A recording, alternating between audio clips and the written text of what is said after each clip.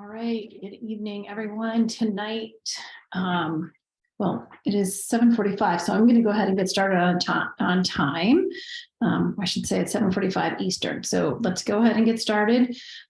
Tonight, we are going to be talking about relative energy deficiency in sport. I do have the chat open, but since it's only me, I'm kind of pushing this chat to the side. And then we can use the chat later, that chat function a little bit later after I go through the presentation, just to make it a little easier. It might be a little hard for me to read it. That's why. So give me a second here. All right. So my name is Layla El-Masri. I'm a sports dietitian. I do have some expertise in adolescent medicine and eating disorders. I was a head sports dietitian at the Naval Academy for about 11 years.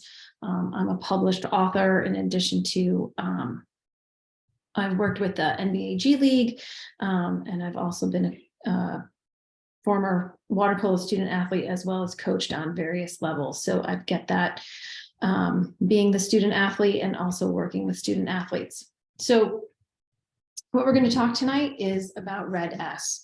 So the causes, the signs, the health and performance consequences, and how to detect RED-S, and then obviously some solutions as well.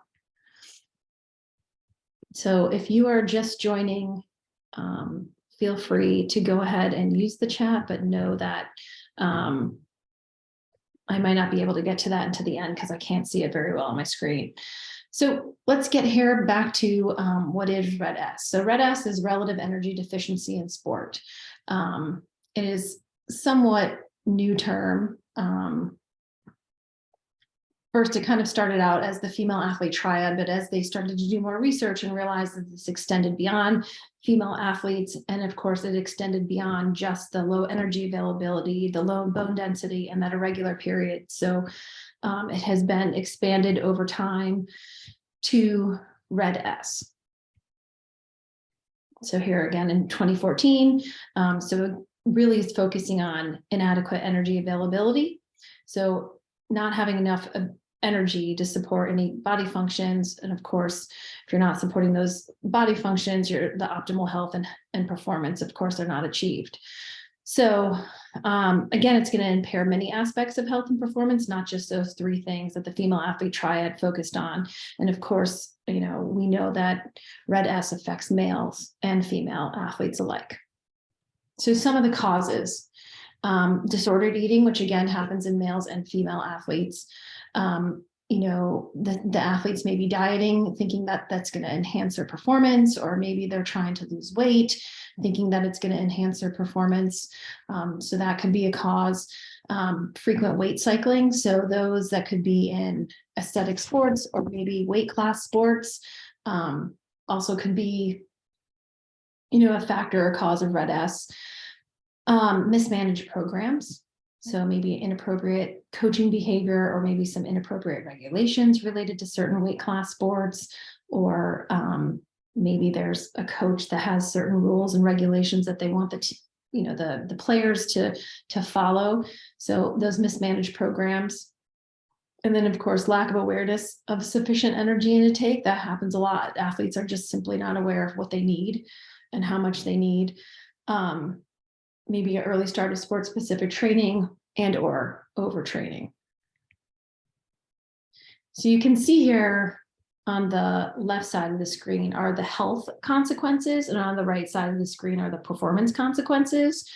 So you can see how the triad fits in there, but there's so many other health consequences.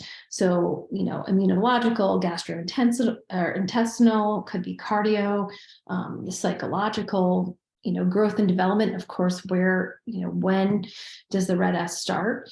When they're younger, obviously it's going to affect more growth and development, maybe, some metabolic or endocrine. Of course, you got bone health, the menstrual function, lots of different things associated with it.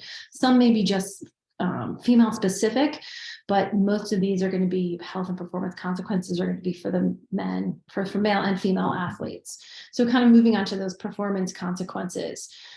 Oftentimes the athletes aren't going to notice the health part, right? That's going to come after. That's going to be when they come in for medical appointment, or maybe they come in to see the dietitian.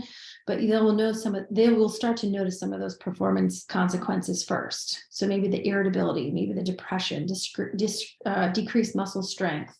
They'll see less, decreased endurance performance, maybe the injuries. All right, they're going to see some of those things start to happen.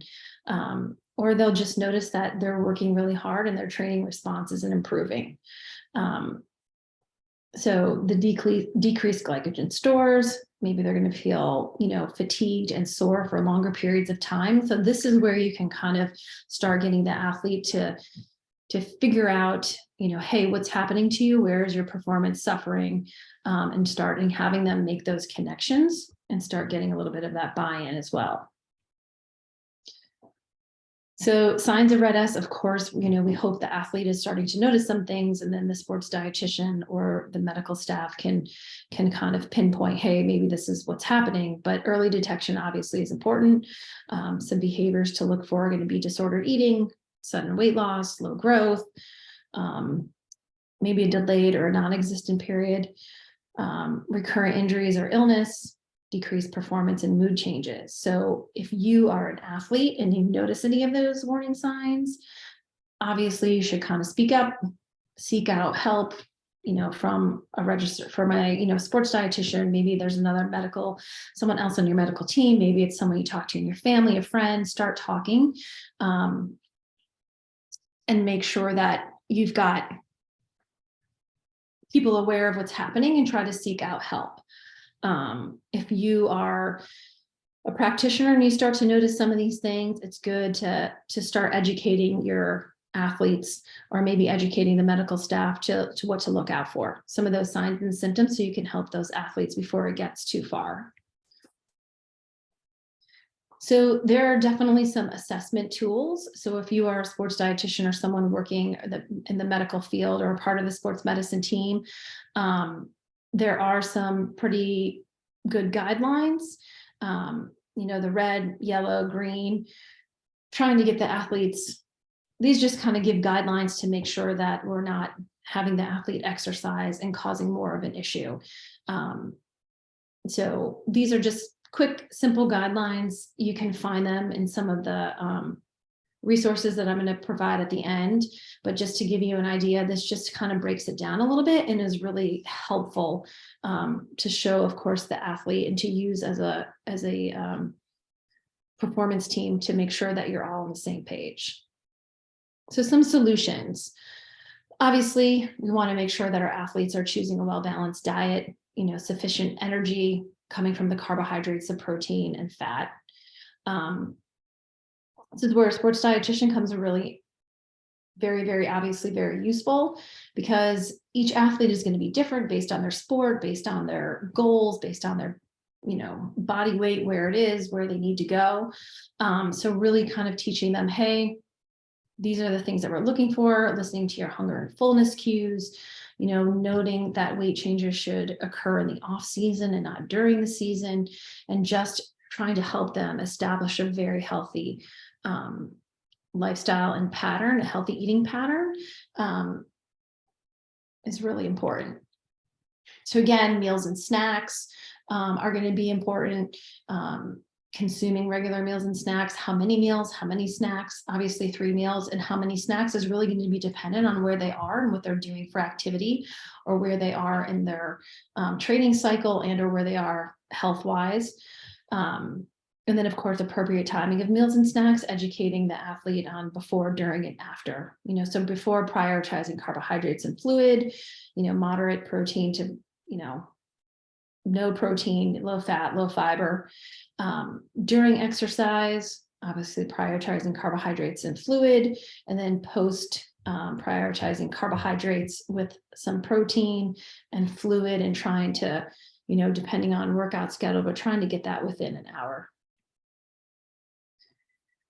So My Plate, I think, is one of the nicest tools. This is from the United States Olympic Committee, and it's really, it's something you can find easily on their website, but it's a great tool for practitioners, but also a great tool for the athlete to realize that, hey, our plate And what we're consuming does change with training. So easy training, moderate training, hard training, you can see the amount of food that you're getting from different, from the carbohydrates, the proteins, and the fats changes a little bit depending on what you're doing and what phase of training that you're in. So I think those are a really good resource, something to look for, and again, something you can easily find on the USOC website. So there's a little bit more. We want to make sure that we're educating as an athlete, that you're educating yourself on the demands, and some of the risks for your sport, but also as practitioners, we want to make sure that we are well aware of each sport and some of the nuances of those sports or some of that culture. So we want to obviously decrease emphasis on weight, more focusing on health, right, to improve performance and developing some realistic goals, and not being critical about anyone's body. And of course, using reputable information. This is where the sports dietitians really come into play. We know what we're talking about. This is what we're trained to do. This is what we're trained to kind of spot. So utilizing those sports dietitians. And then again, as an athlete and as a sports dietitian, finding a strong support system so we can support these athletes on their performance quest. So, oops. I just quickly want to go up here. I don't know. Is anyone here on the chat? If you have any questions, this would be a great time to kind of put them in. I see we have, oops. Sorry, this kind of keeps changing, but we do have a bunch of people here. So if you have, this is going to be a little bit more interactive. So I would love for you to go through and answer some of these questions. You can just go right to the chat instead of the Q&A. But so we're going to go through the case study one. So Abby is a 16-year-old female high school volleyball player. She's been told by a coach and parents that she should lose weight because her weight is slowing her down. Over 3 months of preseason, Abby has lost 6 pounds and finds herself getting very tired and unable to complete workouts as easily. She cut out junk food and cut back on carbs. Abby continues to restrict her intake and exercise even more at practice because she still thinks her weight is the reason she's tired. So anyone that's on here, I would appreciate if anyone, any comments or questions here. So what behaviors do you see that might indicate red S? What about Abby's diet change would you be concerned about? And then as Abby's friends, what would you do to help Abby? So does anyone have any suggestions here about what behaviors that we would see that might indicate some red S?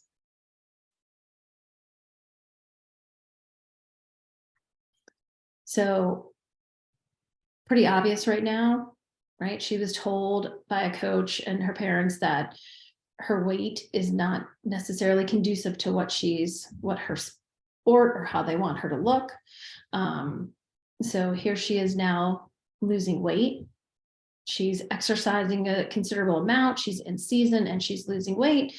So again, she's not getting enough of the carbohydrates. She's unable to, rebuild her stores. And here she is now getting very tired and unable to complete those workouts. So that's a big sign. That's a big kind of red flag. Obviously, diet change. I don't know if anyone wants to chime in here, but diet change, what are we concerned about? That she's cutting out what she considers to be junk food. As a sports dietitian, we don't want to ask those questions like what exactly is the junk food that she's cutting back and why is she cutting back on those carbs? To kind of figure out, well, what does she mean by carbs? Again, kind of going right to the bottom, hey, bottom line, what is junk food to you? What are carbs to you? And why are you cutting them back? And then of course, providing that education. So the third question is Abby's friend. What would you do to help Abby? I don't necessarily know if we need to talk about Abby's friend per se, but as a friend, if you're noticing, if it's your friend or teammate and you're noticing some of these things happen to your friend, obviously you should encourage them to go to the doctor, see the sports dietitian, trying to figure out, help her, encourage her, to reach out to those that are qualified to help. Obviously, as a sports dietitian or someone in the field, we've got the ability to make some more educated comments and help as well. So let's move on to the second case study. So Taylor is a 20-year-old male collegiate soccer player. He believes if he loses weight, he will be faster and can perform better. During the season, Taylor has lost 8 pounds and finds he is always tired, has experienced prolonged muscle fatigue. Taylor continues to increase his exercise and restrict his intake because he thinks losing more weight will help his performance. So again, we see that fatigue, we see that weight loss. And again, athletes have a really hard time sometimes understanding that a little bit of weight loss, they think that sometimes if they keep losing weight, that it's going to get better, and it's not going to get better. The more you kind of go into that energy depth, the worse it's going to get. So again, Taylor's diet, he's obviously not getting enough energy back in his system. It's going to prolong that muscle fatigue, and he's going to start seeing some of those other performance consequences with Red-S. And then of course, the same thing, reaching out to a performance team. But I do want to go back quickly just so you can see this again. Those performance consequences, I think the athletes are going to see first. You know, they're not always hanging out in the doctor's office, so they can't always see some of the things that are happening. You know, they're not going to get a lot of lab work, and they're not going to be in the doctor's office always getting their, you know, heart listened to and kind of figure out those parts of their blood pressure. So more, they're going to see those performance consequences first, and you're going to see probably that decreased muscle strength and that performance start to change. And, you know, maybe they'll see the irritability, and they can look at this performance consequences and start to say, okay, these things are happening to me. And then you can start relating it to a, you know, medical evaluation. So, anyway, there's a bunch of references. So if you're looking for these pictures or some of the, look at the pictures. If you're trying to get to them, you can see them in the references here. You can find them quickly. I think something just popped up that there's a Q question, which I don't have that one open. So give me a second here.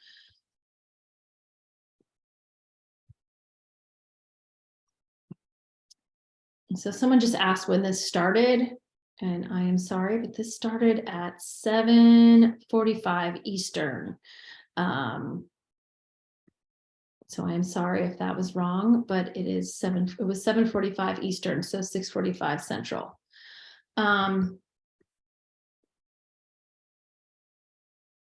So anyway, just quickly at the end here, my sports dietitian has launched my nutrition plan, a one-on-one sports nutrition coaching system,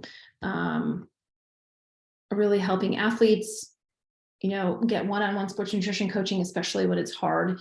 There's not a lot of sports dietitians out there. So this is kind of bringing access to all athletes. So depending on your goals, you know, there's a sports dietitian that can help you. And we do a lot of coaching through the new app that they have. And this is just a quick look at the app. And if you want some more information on that, you can just actually scan this QR code very quickly. But I'm going to go back to the references here if you want a little bit of information on that. Again, there is another question, and the presentation, yes, is recorded. So I'm assuming that it will be sent out here shortly. But yes, and again, you know, what was sent out, I'm sorry if there was confusion there. It was changed on me too. And so I will let them know that the time actually didn't get sent out in the email. So appreciate that feedback. If there's any other actual questions about this, let me know. Otherwise, you will definitely get an email. If there's any other questions related to Red-S, please let me know. Otherwise, everyone have a great night. Thanks for attending. And again, sorry about that time switch. Thanks so much. Have a good night.